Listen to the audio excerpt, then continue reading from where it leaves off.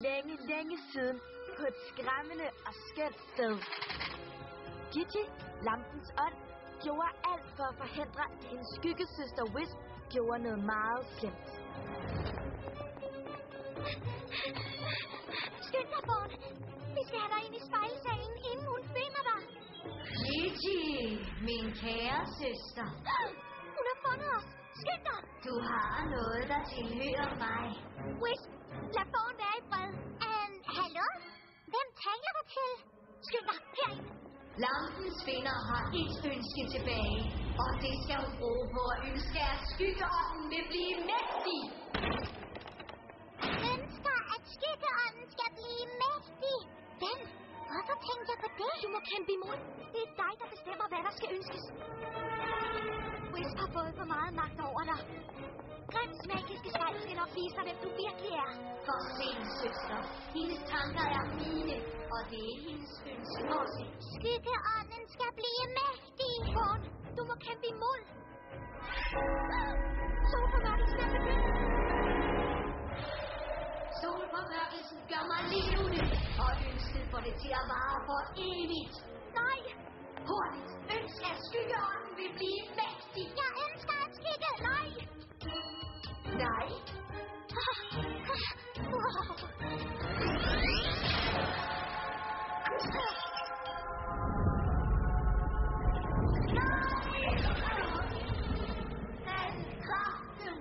Solformørkelsen er slut. Faren er forbi. Ønsk noget. Hvad som helst. Jeg ønsker, at alt det her vil forsvinde. Nej! Som du ønsker.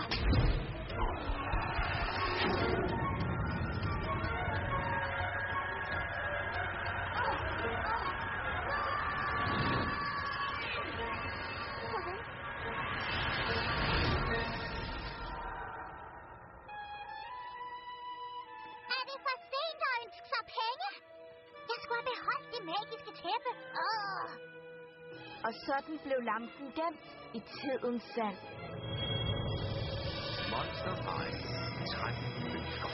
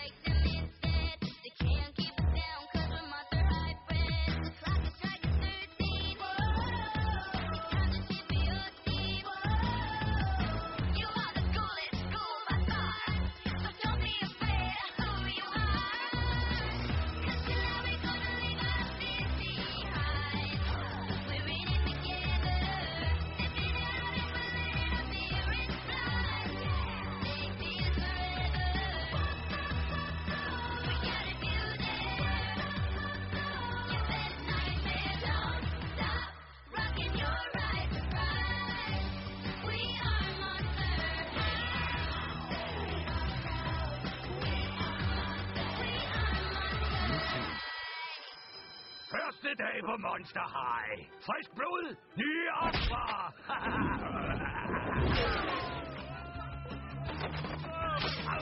Au. Ja, det er dig. Hej, Pia. I ser vildt godt ud i jeres nye tøj. Ser godt ud. Har det godt. Det har du ret i. Er I piger klar til at give den max gas? Første skoledag. Den mest højspændte tid i et ungt monsters liv. Et nyt år, nye muligheder. Alt kan ske, som jeg siger. Klokken slår, tiden går. Smil til spøgelsesladeren. Super fedt! Og der er lige så mange forskellige ønsker til det nye skoleår, som der er elever. Nogle ønsker er ret enkle. Vent lidt, jeg er tørstig. Jackson, jeg tror, at vandhængen stadig er.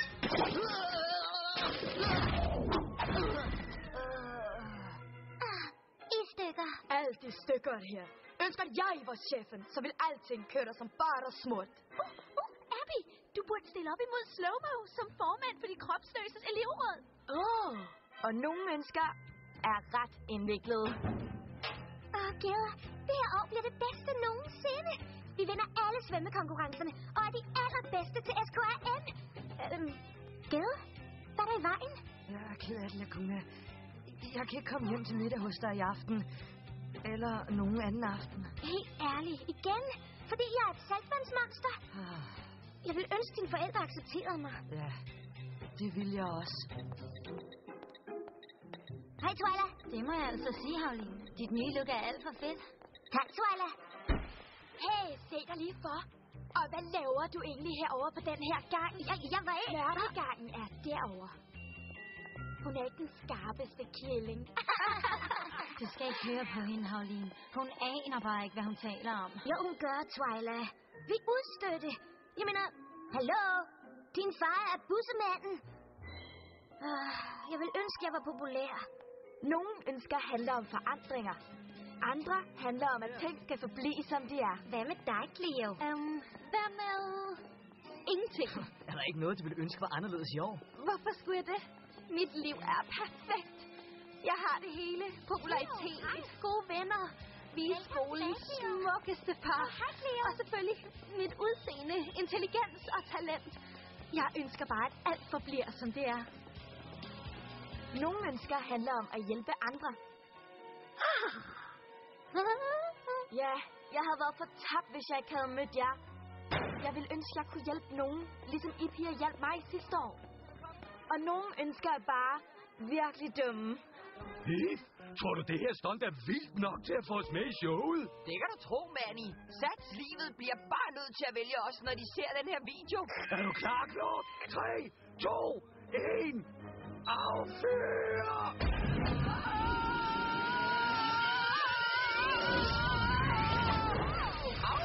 Ja, sådan.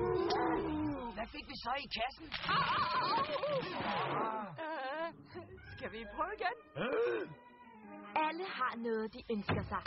Og nogle monstre vil gøre alt, for at deres ønsker går i opfyldelse. For at være helt ærlig, synes jeg, det her er en dårlig idé. Noteret. Du behøver ikke gøre det her for at få alles opmærksomhed. Du har vist ikke haft godt af at hænge ud i skyggerne, Twyla. Der er ingen, der ved, hvem jeg er. Det gør de altså. Ja, de kender mig som Claude og Claudines irriterende lillesøster. Men ingen kender mig som mig. Men det ændrer sig efter det her. Jeg bliver populær. Og det er det, du vil. Hvem vil ikke det? Mig? Jamen, så er du, min bedste veninde, et bedre monster end mig. Kom nu. Giver du mig en hånd? Vi ses til team. Og ved du hvad? Du behøver ikke være populær, Havline. Monstrene, der betyder noget, ved godt, hvor sej du er.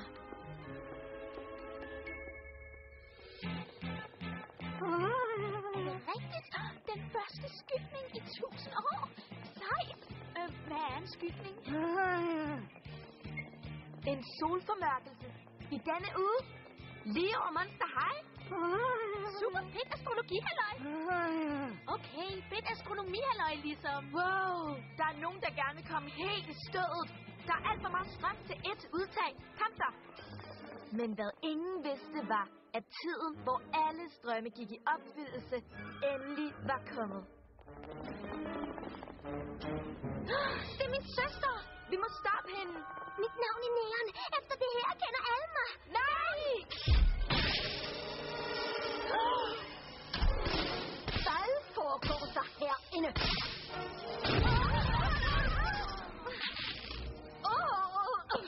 Ærligt talt, Howlin' Wolf, på første skoledag.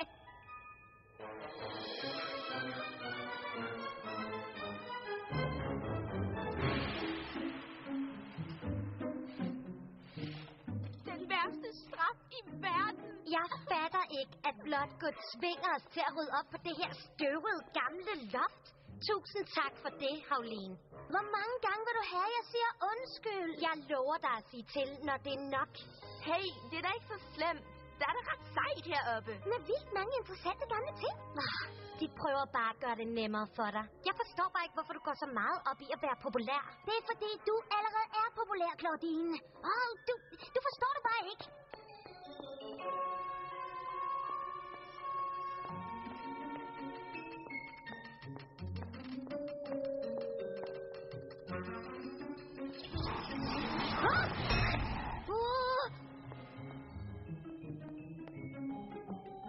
Jeg forstår bare ikke, hvorfor du går op i at være populær. En skønne dag er det mig, der styrer skolen, og så fortryder de alle sammen. Wow. Ja!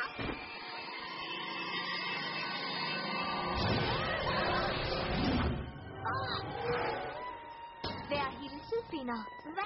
Hvad for en? Du har fundet mig. Hvad kan jeg gøre for dig? Vent lige lidt. Er du en ånd? Korrekt. Jeg hedder Gigi, og finderens ord er min lov. Så du opfylder ønsker af den slags? Den, der finder mig, får 13 ønsker, som hun kan bruge, som hun vil. Kan jeg ønske mig hvad som helst? Det er løgn. Ønsk noget, Havlin. Wow, okay. Hvad skal jeg vælge? Bare tænk på noget, du rigtig gerne vil have. Tja, jeg vil ønske, at vi ikke skulle sidde efter længere, som du ønsker.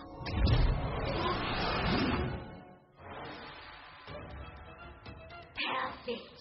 Solformørkelse om 3 dage, når månen dækker solen, hvis skyggerne sejrer.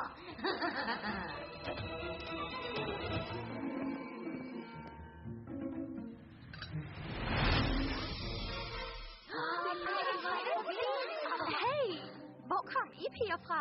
Det er lige meget. Lad os gå ud og shoppe. Jeg står til din tjeneste. Tilkald mig, og så kommer jeg. Du har 12 ønsker tilbage. Wow, det her må da være det bedste, der overhovedet kunne ske for nogen. Jeg må advare dig.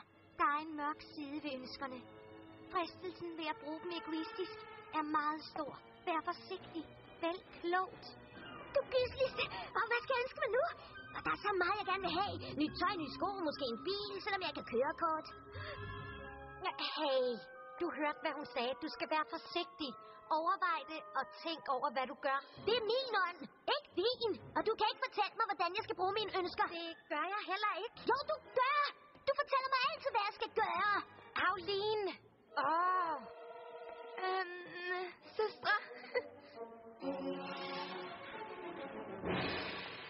Ved du hvad? Jeg er så glad for, at du vil stille op som formand for de kropsløses elevråd.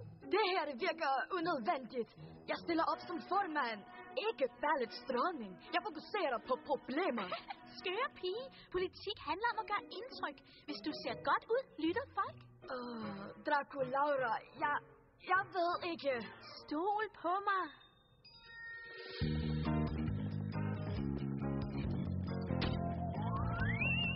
Alle her er så søde og venlige. Jeg har totalt fedt. Du vil bare elske det her. Ja, det tror jeg også.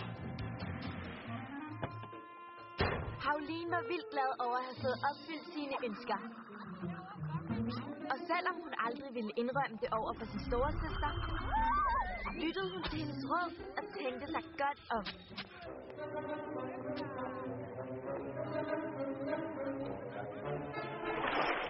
Ja! Så nu må vi heller ikke engang have timer sammen. Mine forældre vil slet ikke have, at vi ses overhovedet. Jeg troede, vi var færdige med alt det her. Jeg er ked af det, Laguna.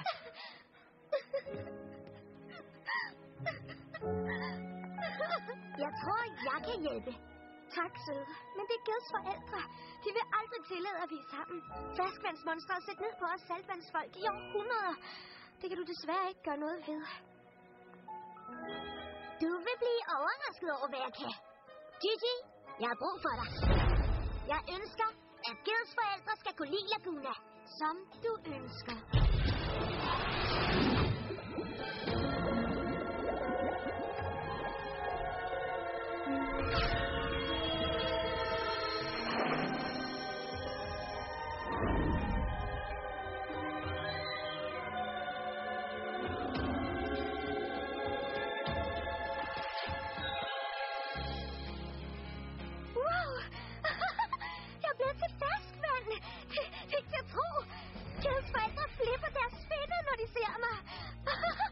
Tak, Havlin.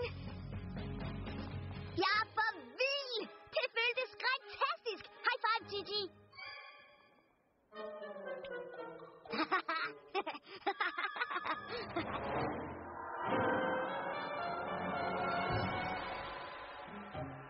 Havlin var på udkig efter andre, hun kunne hjælpe, og svaret landede lige for fødderne af hende. Gutter, den er i kassen! Legendarisk! Mand, det er jo håbløst. Vi kommer aldrig med i satslivet. Bare rolig, storebror. Det klarer jeg. Jeg ønsker, at I kommer med i jeres yndlingsprogram. Som du ønsker. Smæk sådan her! Vi sender direkte fra! Hvor er han? Klar. Monster High! Lad os møde vores nye deltagere! Claude Wolf, Manitou, Banks, Heath Banks. Er I klar til at deltage i showet, hvor stuntsene er så vilde, så helt overdrevne gale, at enten klarer man dem, og ellers skal man satse livet! Oh yeah! Afsted til første stunt!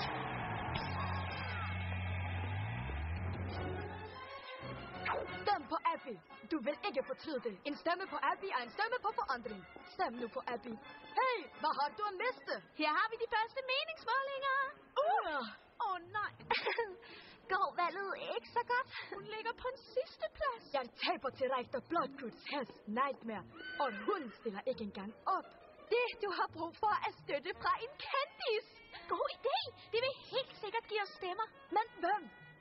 Sensationen for Himalaya, Anton Jakovic. Hvad? Nej, mig. Alle her på skolen tilbeder mig. Hvis jeg ser god for dig, vinder du med garanti. Det vil måske virke. Eller også kunne jeg da hjælpe jer. Jeg har en magisk ånd, og jeg skal bare sige til, og så er det formand Abby. Hvor fedt! Pauline, gør det du skal. Jeg ønsker, at Abby bliver formand for det kropsløses elevråd. Som du ønsker. Lad os give en hånd til vores nye formand Abby. Pauline, tak. Du har fantastiske egenskaber.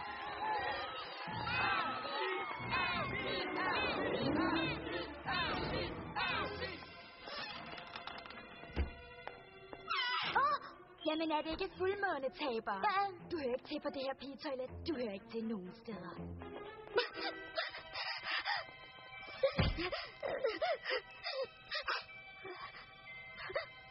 Hun har jo ret i. Du hører ikke til nogen steder. Jeg hører ikke til nogen steder. Hør her. Gigi kan gøre dig populær. Hallo? Jeg har jo en ånd. Hun kan gøre mig til den mest populære på skolen. Kald på hende. Gigi, jeg har brug for dig. Wisp, lad hende nu være i fred. Hvem taler du med? Hvorfor? Så du kan lade hendes ønsker gå til spilde? Vinder, jeg advarer dig. Du må ikke blive fristet til at bruge ønskerne til egoistiske. Du kender reglerne. Vinderen vælger selv ønsket. Pauline, det er dit ønske. Det er mit ønske. Vil du ikke gerne være populær? Mit ønske er at blive populær. Men gør det nu bare. Som du ønsker. Virkede det? Gå bare. Find ud af det. Hende her er svag og nem hånder. Nej, Pauline har et godt hjerte. Du kan ikke ramme hende som de andre, fordi hun har venner. Hendes venner kan ikke hjælpe hende, hvis hendes venner ikke er der. Hey, Pauline, du ser vildt godt ud i dag. Hej, søde. Jeg tænkte, om du vil med til fest hos mig i weekenden. Du er så sej, så hvis du kommer, kommer de andre helt sikkert også. Wow, må jeg? Helt klart. Tak. God tøjstil. En sikker vinder. Jeg mener det, Twyla. Lige det, du vil have. Bare sig til, og så bam, er det dit. Kan må der være noget, du ønsker dig? Nej, ellers tak. Mener du det? Pauline, du er frisk som foråret. Et naturligt miljølook. Jeg tager hen på Café Kistebønnen efter skole. Måske du gider at hænge ud. Klart. Det lyder fedt. Gory. Seriøst. Jeg ved det. Det er skørt, ikke? Selv hun er sød ved mig nu. Kom nu, Twyla. Jeg kan også gøre dig populær. Nej tak. Du kender mig. Jeg har det bedst i skyggerne. Fint, så ser vi det. Var det klasse? Jeg gætter på, at du brugte ånden til at gøre dig populær. Altså, i min storhedstid gjorde man sig fortjent til popularitet ved at blive født ind i den rigtige familie. Jeg elsker at være en ånd, men i min lampe kan der være temmelig ensomt. Kan du ikke tage venner med ind i lampen? Jeg havde engang en ven, men hun og jeg, vi er glædet fra hinanden. Det sker tit. Men den er hurtigt på igen. Monster High er så vidunderlig, Men hvad? Jeg kan ikke blive her. Jeg adlyder finderen, og efter hendes sidste ønske, vender jeg tilbage til lampen. Men hvorfor? Jeg må adlyde reglerne, Frankie. Sådan har det altid været. At ændre på noget, som det altid har været, er mit speciale. Selvfølgelig har Howline ændret sig. Det er slet ikke nemt at være populær. Ikke alle kan være lige så yndefuld og ydmyg som mor. Ja, måske tror hun, at ydmyghed betyder noget andet. Ved I hvad? Gels forældre inviterede mig til middag i går aftes, og det var rigtig sjovt. Og de var vilde med hende. Jeg skal da hjem igen i aften. Hans mor skal lære mig at lave hans yndlingsåkande linguini. Hun er helt vild med mig. Okay. Vi tales ved senere. Nej, det der er ikke vores Laguna. Hvordan har du Clio det? Mit hjertes dronning. Hey, Deuce. Har du talt med min bror og de andre? Nej, de er stadig med i showet. Men jeg håber, de nyder det i fulde drag. Mand. Og jeg synes, det sidste stunt var vildt. Måske er det ikke så slemt, som det ser ud. Det er rigtigt. Vores deltagere skal kure 150 meter ned i et hul. Fyldt med giftige slanger. Men det er ikke det hele. De skal først igennem ringe af ild. Og alt imens bliver de jagtet af en sulten drage. Er I drenge klar til at klare det her stunt? Eller satse livet? Nå, Abby. Som formand for de hovedløses elevråd er det dit ansvar at stå for den daglige drift af Monster High i fraværet af skolens rektor. Skal du da ud og rejse? Ja, desværre bliver jeg nødt til at deltage i et hastemøde. Jeg har skrevet de vigtigste ting ned til dig i guidebogen. Rektor Bloodgood, vi må afsted. Ja, nu vel. Jeg har tiltro til, at når jeg kommer hjem, Abby, vil skolen se ud fuldstændig, som jeg efterlod den. Perfekt. Jeg er tilbage om et par dage. Okay, din første gerning som formand. Morgenmeddelelsen. Hør efter. Dette er formand Abby. Frokosten nu varer 20 minutter for at give mere tid til undervisning. Det er for deres eget bedste.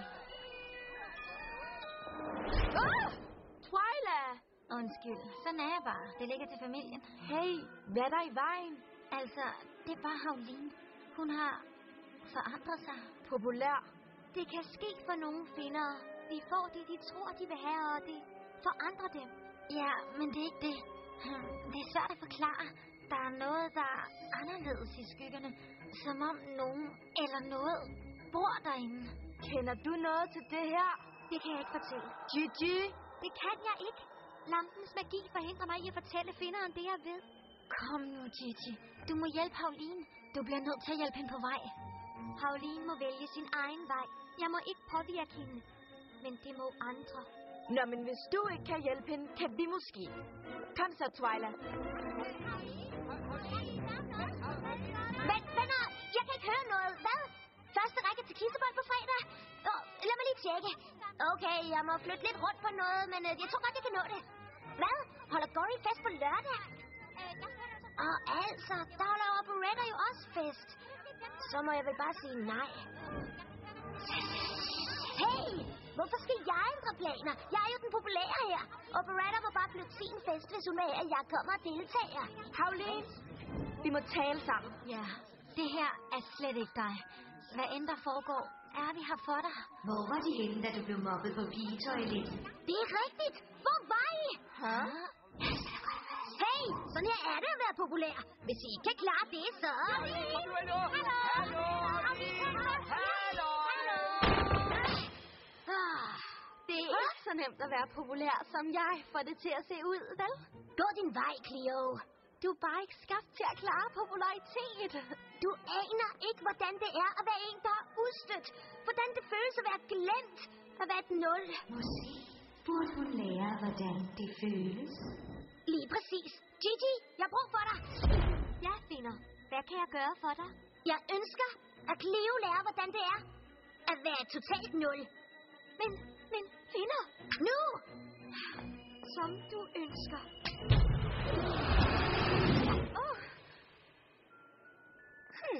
Der skal mere end lidt ønskeri til at forvandle mig til et nul.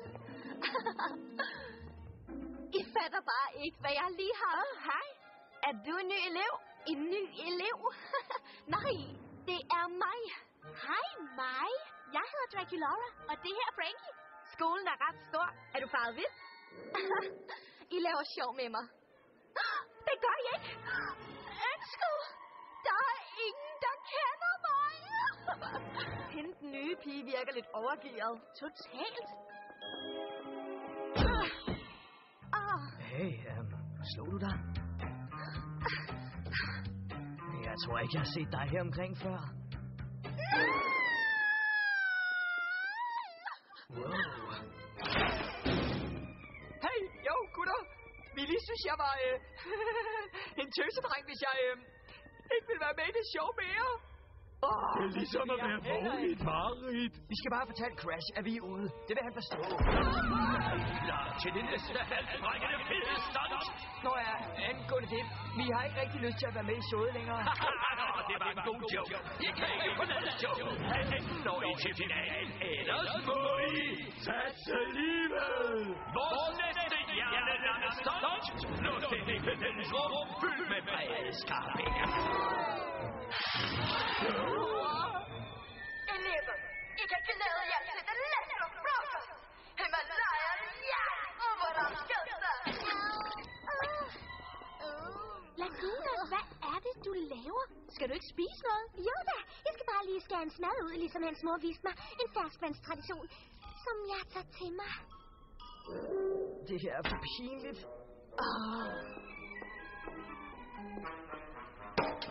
Hey, nye pige. Cleo. Twyla. Skolen kan være ret hård, hvis man ikke kender nogen. Ja, det må du nok sige. Nå, hvad er din historie, nye pige? Jeg er ikke den nye pige. Jeg har da ikke set dig før. Jeg er den mest populære pige på hele skolen. Ja, helt sikkert. Okay, jeg mener, lad os nu sige, at jeg faktisk troede på dig. Hvorfor vil alle så gerne være populære? Hvorfor kan monster ikke bare være glade for dem, de er? Jeg ved godt, hvad du gør nu. Gør du det? Du bruger omvendt psykologi på mig. Det gør jeg faktisk ikke. Det, du siger, er, at jeg skal vinde det tabte tilbage. Det er ikke engang tæt på. Vinde tilbage min status, min popularitet, min kæreste Deus. Jeg er en denial, og jeg vil ikke lade et lille bitte tilbagefald komme i vejen for min skæbne. Du er jo genial, pige, hvis navn jeg ikke kan huske. Hey, Twyla, hvem er den nye pige? Jeg kan se, min søster stadig glemmer, hvem der er hendes rigtige venner. Jeg tror ikke, det er hendes skyld. Der foregår et eller andet. Men jeg ved ikke, hvad det er. Det ved jeg måske. Pauline, vi må tale sammen. Jeg har ikke tid. Hey! Hvad sker der for dig? Hvad der sker for mig? Det er dig, der lukker alle, der holder af dig ude. Hun er bare misundelig. Store, stykke Claudine Wolf. Jaloux på sin lille søster. Du er bare jaloux på mig. Jaloux? Alle har ret med hensyn til de der ønsker. De har ændret dig. En rigtig store søster ville være glad på dine vegne. Hvorfor kan du ikke bare være glad på mine vegne? Det er fordi, jeg er din store søster. Jeg fortæller dig, når du dummer dig. Og Pauline, jeg elsker dig. Men du dummer dig altså virkelig meget lige nu. Kom nu. Lad os finde hende ånden, så vi kan få omvendt dine ønsker. Den klarer jeg. Gigi, jeg har brug for dig. Gigi, hvor er det godt, du er her. Pauline og jeg synes, det ville være en god idé. Hun står i vejen for mig. For dig. Du lampen fra hende der. Måske er det på tide, at du går hen til jer. Det er for stort et ansvar, og jeg tror ikke, at Pauline er moden nok til at kunne klare det. Jeg ønsker, at min søster vil forsvinde. Hvad? Gør det. Gør det, som du ønsker.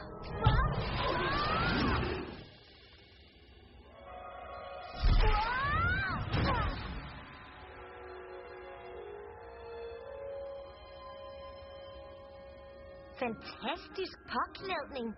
Dum situation. Pauline!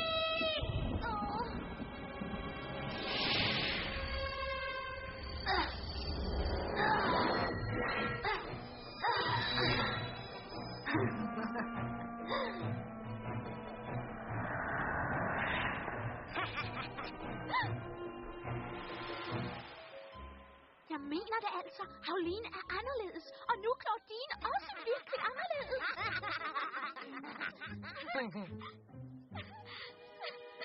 Gigi, er du okay? Hvad er der galt? Har det her noget at gøre med Howline og Claudine? Jeg vil gerne fortælle jer det. Det vil jeg virkelig. Men jeg er bare bange for, at det vil skade endnu mere. Gigi, vores venner er i knibe.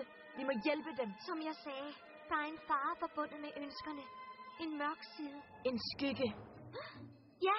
Twyla nævnte, at der skete noget mærkeligt i skyggerne. Jeg troede, det havde noget med solformørkelsen at gøre. En solformørkelse? Hvornår? Ja, totalt. Og det sker lige over Monster High. Det her er en forfærdelig nyhed. Hvorfor det? Jeg kan ikke blande mig direkte i nogle af finderens beslutninger. Julia har ret. Vi er ikke finderen. Du må kunne fortælle det til os, ikke? Jo. Okay. Men vi må være forsigtige, så ingen kan høre os. Kom med mig. Er det din skygge, der gør alt det her? Ja. Jeg er underlagt lampens regler. Men det er Wisp ikke. Wisp påvirker finderne til at foretage dårlige valg. Hun visker ting til Howline, og jeg er ikke i stand til at stoppe hende. Og hvad med Claudine? Det der er ikke Claudine. Det er hendes skyggeside. Hvis det der ikke er Claudine, hvor er Claudine så henne? Hun er blevet forvist. Hvad? Simpelthen forvist? Hvortil? Til mit hjem i lampen. Så må vi ind og få hende tilbage. Det nytter ikke. Selvom vi fik Claudine hjem, er der et langt større problem. Under solformørkelsen bliver Monster High svøbt i et skyggerigt tusmørke. Og i det halvmørke får skyggerne dybde og flere kræfter. Når solformørkelsen er på sit højeste, bliver Wisp levende. Og hvis hun kan overbevise finderen om at ønske, at skyggeånden skal blive mægtig, så får hun alle de kræfter, en ond skyggeånd kan få for altid. Og så forviser hun alle på Monster High ind i lampen. De bliver erstattet af skyggesider. Wisp bliver deres skyggeleder. Og så bliver vi alle sammen, inklusive Howline, fanget i lampen i al evighed. Hvordan stopper vi så Wisp? Vi kan ikke nå at stoppe hende nu. Julia har ret. Claudine kan forhindre Howline i at fremsætte ønsket. Men inde i lampen er der et mærkeligt og farligt sted, som Wisp styrer. Der er ikke sikkert, og det bliver meget svært at finde Claudine. Vi må få hende ud. Selvom jeg ikke kan få jer derind, kan jeg godt få jer ud. Den her kugle kan kun bruges en enkelt gang til at få jer alle sammen ud af lampen igen. Nå, hvordan får vi Wisp til at sende os ind i lampen? Tja, hun udrydder jo alle forhindringer på sin vej for at blive den mægtigste. Så må vi altså bare blive til en forhindring.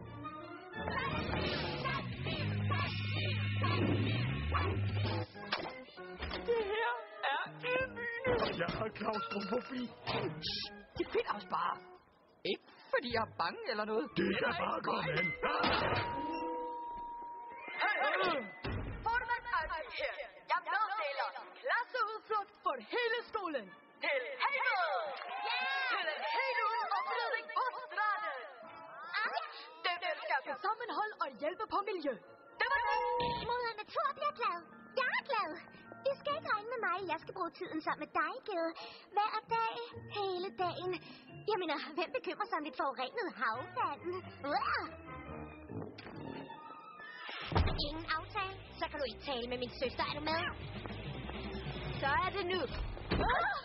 Du gøsliste. Det er ked af en ny pige. Her, lad mig. Jeg ordner det, Frankie. Vi ses. Hey, jeg hedder Deuce. Det lyder nok skørt, men har jeg ikke set dig et sted før? Min rar. Endelig er der en. Du har en storesøster, der engang gik her på skolen, ikke? Nefera. Nå, men vi ses jo nok. Cleo. Vi ses, Cleo. Det håber jeg da. Flot. Hey, Marker. Hvad så? Hvorfor sidder du i skraldespanden? Her hænger jeg ud. Siden hvornår? Siden. Det ved jeg ikke. Nok altid. Alle hænger ud her nu. Nemlig. Ja. Lang. Oh yeah! Og vi er klar til næste runde. Og som altid, hvad der er midt af dit lille søster. Pauline, vi må tale sammen. Nu. Beklager, men hun er faktisk travlt. Okay, piger. Drop det der. Du er ikke den rigtige Claudine. Undskyld mig lige. Pauline, de her ønsker er gået fuldstændig over gevind. Giv os vores ven tilbage. Ellers fortæller vi det til Blåtgut og får dig smidt ud af skolen. Prøver de at udfordre dig? Skil dig imellem. Gigi, jeg har brug for dig. Du kaldte det på mig. De vil gerne vide, hvor deres veninde er. Vis dem det. Gigi, mit næste ønske er... Du gysligste.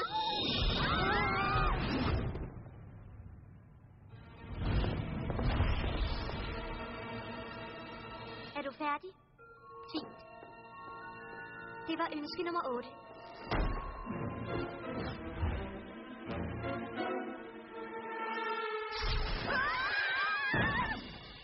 Wow, vi klarede det. Vi er inde i lampen nu. Hvilket forklarer, hvorfor vi ser så... fantastisk ud. Wow, hvor er her bare smukt og stort. Hvordan skal vi nogensinde finde Claudine? Det ligner Claudines skoaftryk.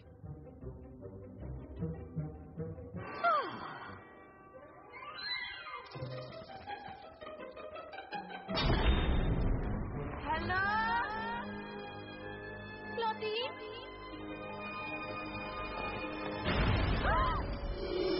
Nu leger vi på min hjemmebane. Det er Wes. Helt lyslevende. Eller sådan da. Ser I, herude er jeg bare en helt ubetydelig skygge. Men inde i lampen er skyggeånden mægtig. Og snart vil alt det, der er jeres, endelig være mit. Se, dem er vores skygger. Vil I redde jeres ven? Held og lykke. Skyggeformørkelsen sker snart. Tiden løber ud for jer.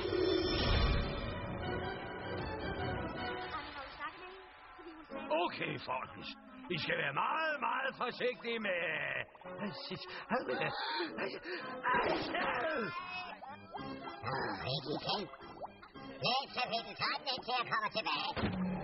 Jeg har fundet på den perfekte måde til at komme tilbage på toppen af popularitetsskalaen. Jo, jeg har aldrig været på toppen af popularitetsskalaen. Men det kan du komme nu. Det eneste, vi skal gøre, er at holde en legendarisk royal fest her på skolen. Og så vil alle elske os for altid. Måske svært du, som du vil fælles med ham. Tror du det? Jeg mener, hvis han gør, så er det fint. Men kom nu. Det her er din chance for at træde ud af skyggerne og ind i rampelyset. Men du skal bare ikke overstråle mig. Det gør jeg ikke. Bare rolig. Det gør jeg ikke. Godt så. Nå, hvornår skal det være? Det her ser fint ud. Den aften, der er solformørkelse.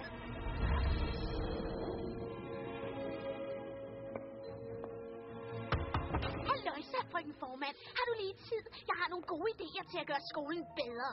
Selvfølgelig. Alt for dig. For at være ærlig, kunne jeg godt bruge lidt hjælp. Nej. Og nu går du efter Abby? Jeg er bare ved at rydde vejen. For hvert ønske bliver jeg stærkere. Når månen dækker solen, så får jeg altid. Og så har du ingenting. Det gør Mads, ikke sandt, søster?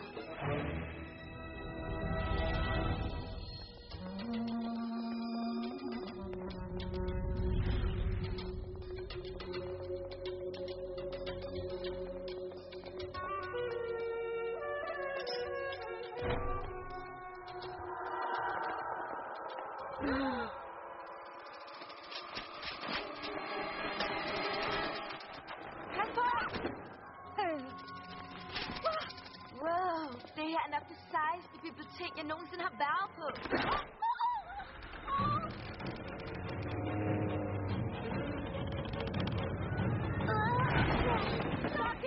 Piger!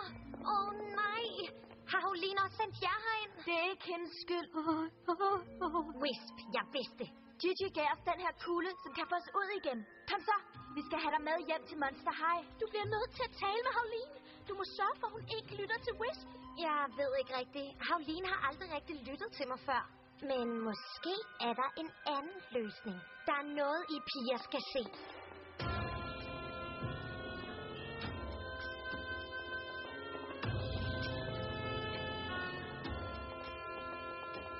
Jeg snusede lidt rundt og fandt denne her. Det er en ornologi, skrevet af brødrene Grimm. En gang for længe siden. I et mærkeligt og fjernt land regerede mysterier og magi. Det var åndens tidsalder. Gigi elskede at være en ånd, der opfyldte ønsker for sine fjender, så deres drømme kunne blive til virkelighed. Men der manglede noget.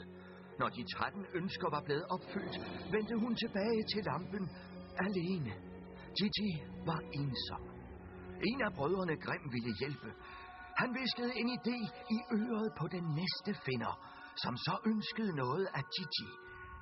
Og under en fuld solformørkelse gik ønsket i opfyldelse, og Gigis skygge blev forvandlet til Wisp. De var altid sammen og var næsten som søstre, men Wisp længtes efter at være mere end en skygge. Hun ville også være en ånd, og hun blev misundelig på Gigis kræfter. Wisp opdagede, at hun ikke var underlagt lampens regler. Så Wisp begyndte at viske ting i findernes ører og overbeviste dem om at bruge deres ønsker til hendes eget formål. Brødrene Grimm opdagede dette og skabte et magisk spejl, der skulle beskytte finderne imod Wisp. Under en anden solformørkelse følte Gigi sig tvunget til at bryde reglerne og bruge det magiske spejl til at stoppe Wisp med. Det magiske spejl blev splintret i 13 stykker, men Wisps forbandelse over finderen var blevet brudt. Finderen brugte sit sidste ønske, og Gigi og Wisp blev trukket ned i lampen igen. Den slagne Wisp trak sig tilbage, dybt inde i skyggerne i lampen, hvor hun gemte de 13 stykker fra det splindrede magiske spejl og planlagde sin generobring af magten. Så det er derfor, Gigi er så bange for at blande sig. Sidste gang hun gjorde det, ødelagde det magiske spejl. Julia har ret. Solformørkelsen sker snart. Vi må finde det magiske spejl. Ellers overtager hun verden. Og så bliver vi fanget herinde. For evigt. Ifølge bogen blev spejlet splintret i 13 stykker for mange år siden. Det siges, at de ligger spredt ud herinde rundt om i lampen. Jeg har brugt det her kort, men det fører mig hen til de forkerte steder. Jamen, vi må gøre et besøg. Kom så. Prøv nu, ligesom vi øvede. Wow. En hemmelig fest afholdt af selveste Cleo de mig. Jeg skal så meget. En gang til.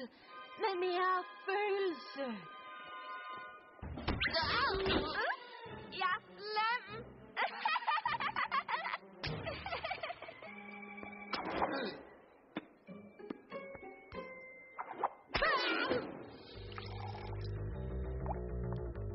Hej, Laguna. Skal vi læse lektier sammen? Nej. Jeg vil bare drikke vand. Det er fersk vand. Men hvad så med studentegnethedstesten? Jeg er ligeglad med skolen. Det er mit nye jeg-gør.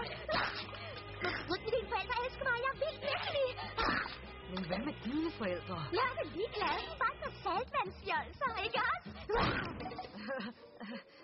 Okay, men Laguna, du laver bare sjov, ikke? Det her er ikke dig. Nej. Ifølge det her kort ligger en af spejlstumperne herinde. Magiske tæpper! Sejt, men ingen spejl. En blindgyde. Det her kort, det er ubrugeligt. Se lige, vi kom herfra, og så...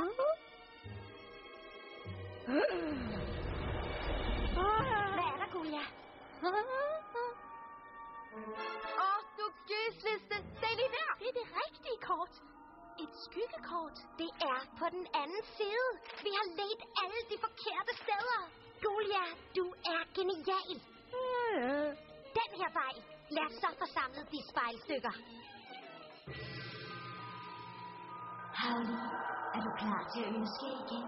Jeg har et lille forslag. Gigi? Twyla, du burde ikke være her. Det er for farligt. Jeg er ligeglad. Jeg er stadig Havlins ven, og jeg svigter hende ikke. Det er meget sødt, men... Gigi, jeg har brug for dig! Men nu! Jeg må gå.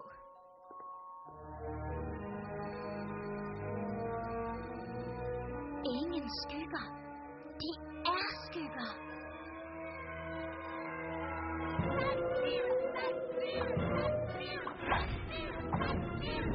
Skal vi virkelig gøre det her? Hey, hele verden kigger på.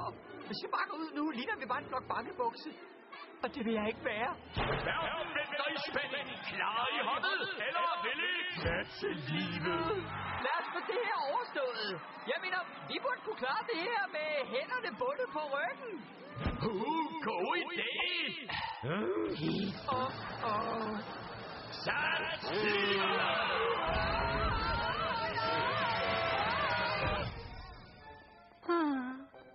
Herinde. Der er det. Et stykke af det magiske spejl. Nemt nok, ikke også, piger? I er i min verden nu.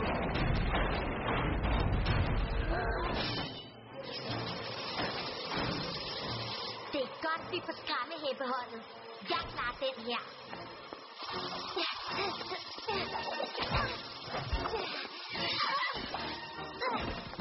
Det var faktisk sjovt.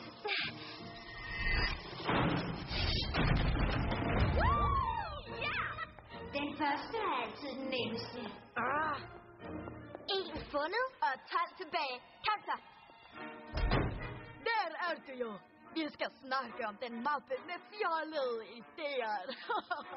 Rigtig sjovt ting. Det var ikke for sjov. Vi mener det er alvorligt. Vi? Og hvis du nægter at godkende dem, så burde du nok ikke være formand. Jeg tror, det er på tide, at du lukker og slukker. For altid. Jeg ønsker... Tiden var ved at løbe ud. Solformørkelsen var kun få timer væk. Stop lige en gang. Nå? Jeg har det ikke så godt med at bruge mine formidable synske evner til det her. Har du ikke? Det ville sørme være ærgerligt, hvis der skete noget med din kæreste, Invisibility. Scarab, lad hende ikke komme og fortræde. Hun kan lide Havlin, han kan lide Havlin, hende, ham, hende, ham. De fire der er overhovedet ikke store fans. Følg med os. Frankie, hvad er der sket med dig? Ja, hvem har rystet din bikube? Hey! Så hold op! Hvorfor er jeg hen? Vi skal lære at elske jeres leder. Hold op, det er ikke pænt gjort. Mindre snak, mere fart. Afsted!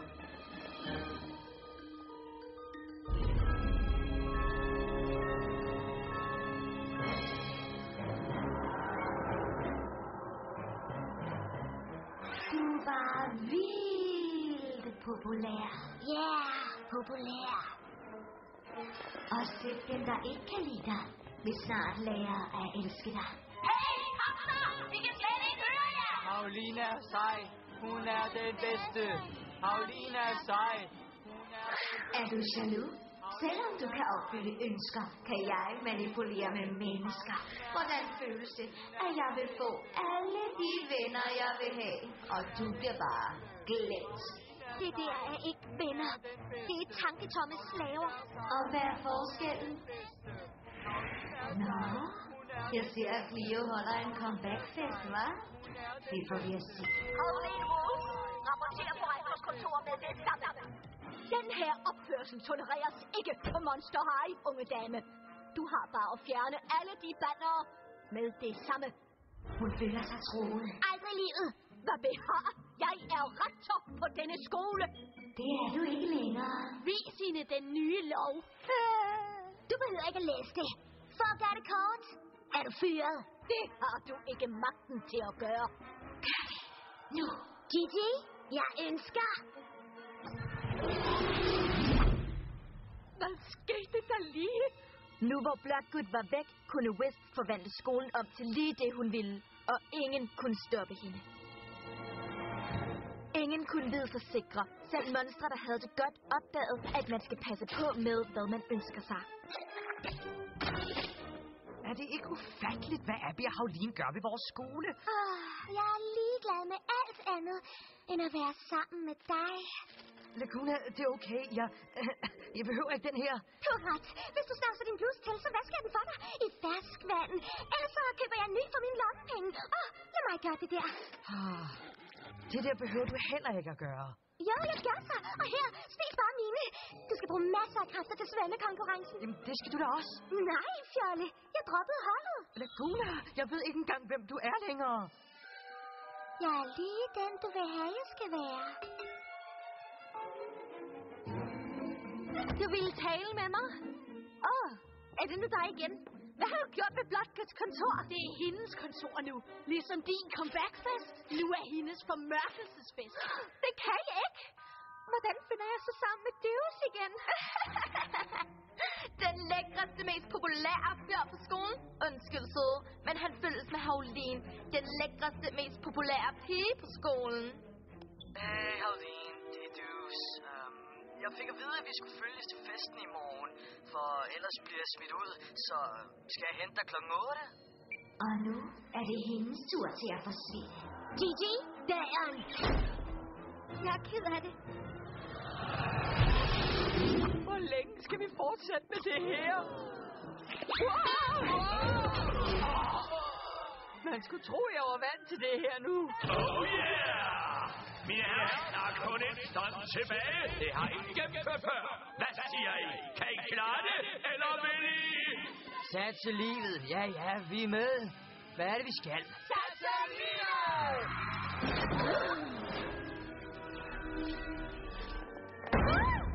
Det lover ikke godt. Jeg håber, I piger kan klare lidt varme.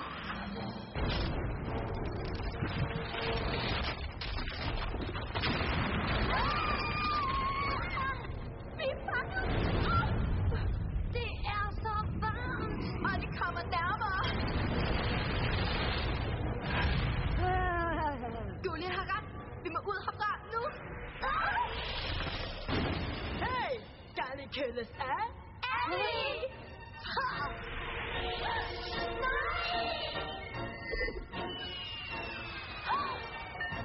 Hvor godt, se! Kom så, lad os ud! Hvordan fandt du os? Æblenævn. I laver flere fodspor end ortebenet jak. Jeg fandt hende her strejfende omkring. Fik Wisp også dig, ny pige? Wisp troede, at hun sendte os til den visse død. At vi var hjælpeløse inde i lampen. Der er det! Det her virker lidt for let.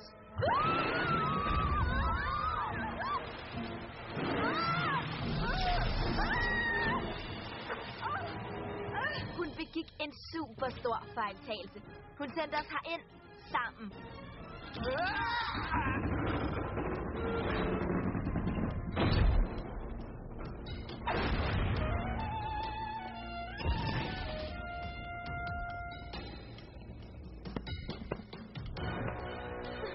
Tidene, hjælp nu din søster med at finde noget fint at tage på.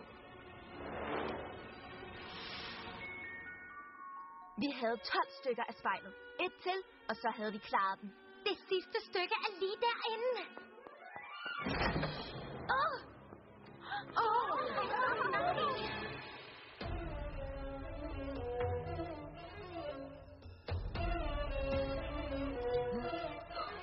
Min ryg.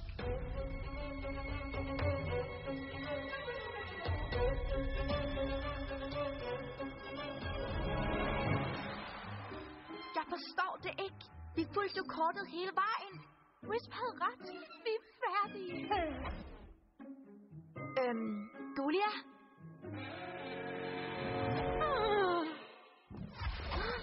Den rigtige dør er inde i skyggen.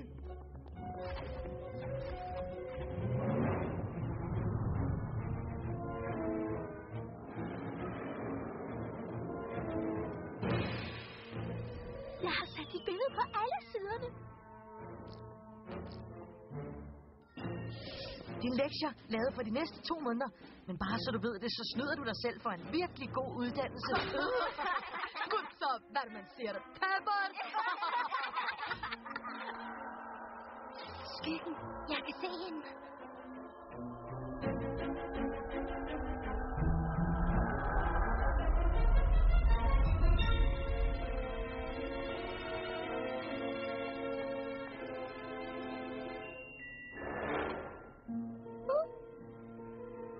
forstår det ikke. Hvor er vi? Du gysligste. Det her er Wisps værelse. Men hvor er det sidste stykke af det magiske spejl? Men hvor er det sidste stykke af det magiske spejl? Jeg havde regnet med, at I ville nå så langt. Imponerende. Men jeg vinder stadig. Det sidste stykke er der ikke. Det har det aldrig været. Hvor er det så? Det er da lige meget. Om få minutter er der alligevel ude med jer og jeres skole. Se. Har I lige set mage? Bare ærgerligt, at den eneste måde, I kan se det på, er igennem mit spejl. Mit spejl? Jeg ved, hvor det sidste stykke er. Lad os komme ud herfra. Det kan I godt glemme. Cool. Vi skal have den tilbage, ellers kommer vi aldrig ud herfra. Hvordan det?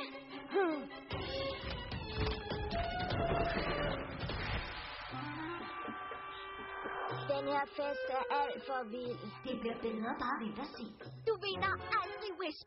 Havlins venner vil stoppe dig. Gigi, du er lige så dum som de piger, der jagter deres egne haler ind i lampen. De når det aldrig i tiden. Husk nu dit næste ønske, ligesom vi øvede det. Jeg ønsker, at skyggeånden vil blive mægtig. Jeg ønsker... Nej, ikke endnu. Vi må vente bare lidt længere. Jeg må stoppe hende. Der er han. Spær vejen for ham.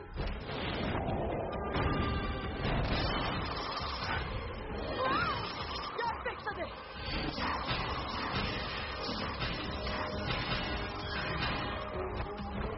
Nej, pas på.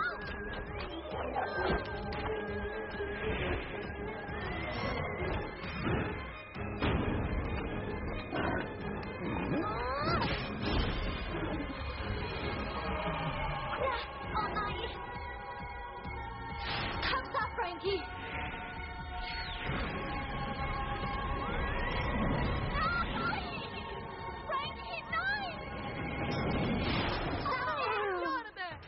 Lad os komme ud herfra. Få os så hjem.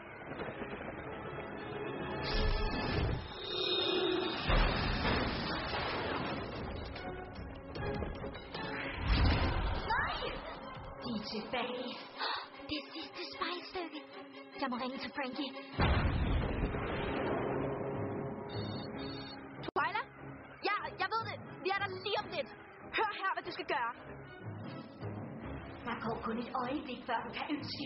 Du kan godt huske, hvad det er, ikke? Giv mig så min søster tilbage, din skurkede skygge. Eller så hvad? I har ikke alle stykkerne. I er magtesløse over for mig. Vi ved, hvor det sidste stykke er. Det er for sent.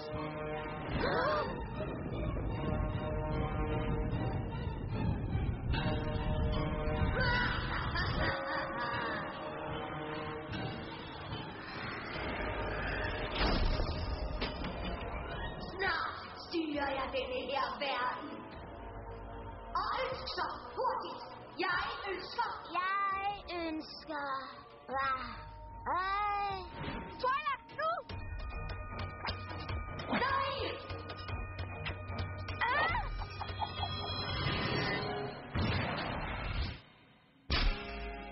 Kun Havlin ved, hvad hun så den dag. Måske så hun sider af sig selv, som hun ikke anede eksisterede, eller som hun havde glemt alt om. Måske begyndte hun at se sig selv, som den hun virkelig var, med alle de fejl hun havde. Og måske for første gang i sit liv, kunne hun lide det, hun så i spejlet. Du kan stadig nå det. Ønsker hurtigt. Nej, jeg er færdig med at gøre dit beskidte arbejde. Nej. Men tænk på al magten, vi kan få. Nej, jeg har alt, hvad jeg skal bruge lige her.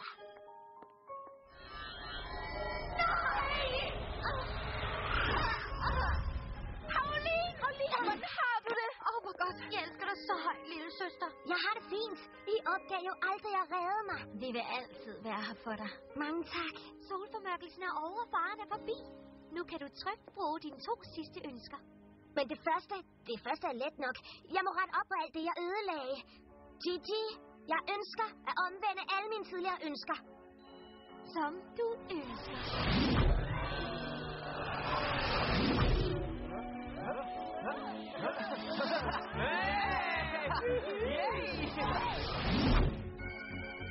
Nej. Wow, tilbage. Den rigtige sig. Virkede det? Jeg kan ikke smage forskel. Hurtigt. Hvad hedder jeg? Det aner jeg ikke. Cleo. Hey, der er min yndlingspige. Jeg fik billetter til det der, du ville ind og se. Okay, Fidus. Du klemmer ret hårdt. Venner, jeg kan se mållinjen. Vi bliver de første, der nogensinde finder det her show. Og så skal vi begge tilbage i lampen. Vi er klar nu. Skal du virkelig afsted? Kan du ikke blive her? Det synes jeg ikke. Du ikke gå. Jeg ville virkelig gerne blive her og opleve, hvordan det er at være en rigtig teenager på Monster High. Men jeg er en ånd. Der er ingen anden udvej. Jamen, hvad nu hvis der var? Wisp, kom her. Du troede, du kunne styre verden, men jeg ser lige igennem dig. Bogstaveligt talt. Jeg forstår dig. Du var træt af at gemme dig i skyggerne, imens Gigi fik en masse venner. Jeg ved, hvordan det er at stå i skyggen af andre. Du troede, at hvis du ikke kunne være noget, måtte du være imod det. Men hvis du nu var ånden, skulle du jo følge reglerne. Men hun er jo ligesom ånden. Howleen har ret. Hvis Wisp nu var ånden, så skulle hun jo følge lampens regler. Og så skulle du gøre, hvad din finder ønskede. Du bestemmer. Det var det eneste, jeg ville. Det er det, jeg altid har ønsket mig. Gigi, jeg er klar til mit sidste ønske. Jeg ønsker, at Wisp bliver den nye ånd. Så du bliver fri og kan blive på Monster High. Sådan! Tror du, at det går? Det kan du lige så. Hej. Finder, som du ønsker.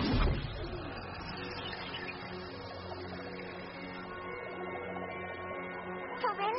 Mange tak.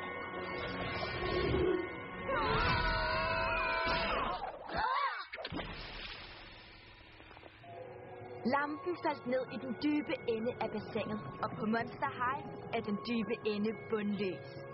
Den vil blive fundet igen, når den selv ønsker det. Jeg er ked af at afbryde det her rørende øjeblik, men er der nogen, der stadig er klar til at feste?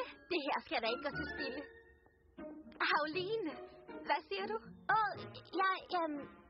Jeg troede ikke, at jeg var inviteret. Vær nu ikke så fjollet. Hvis du kommer, kommer alle de andre også.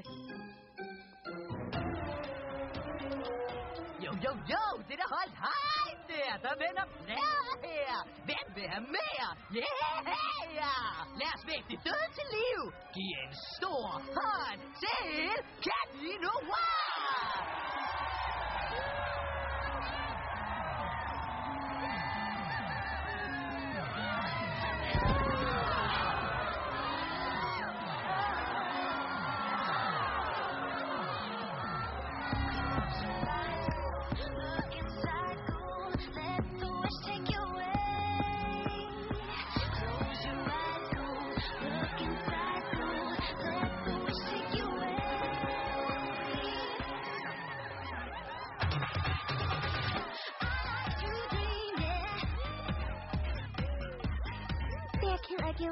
Jeg ved, at du bedst kunne lide mig som faststandsmonster. Nej. Det var det, mine forældre ville have, du skulle være. Jeg kan lide dig præcis, som du er. Godt! For jeg har tænkt mig at svømme finderne af dig til svømmekonkurrencen. Det er godt at have dig tilbage. Det er godt at være tilbage. Hvor er det godt at tilbage, Pia! Hey, Pia! Hvorfor står I derovre alene? Kom herover til os. Det går nok. Tak for tilbuddet. Men jeg har det fint lige her. Måske burde de gå derover. Men mener du det? Ja, for at være helt ærlig, er det lidt kedeligt kun at hænge ud sammen med dig. Jeg laver sjov. Mine medmonstre vil gerne vide, hvordan var det at være med i et skræktastisk farligt show som Satslivet? Det var da nemt nok. Jeg har tykket græs, der var hårdt end det. Ja, jeg tog en lur under det meste af det.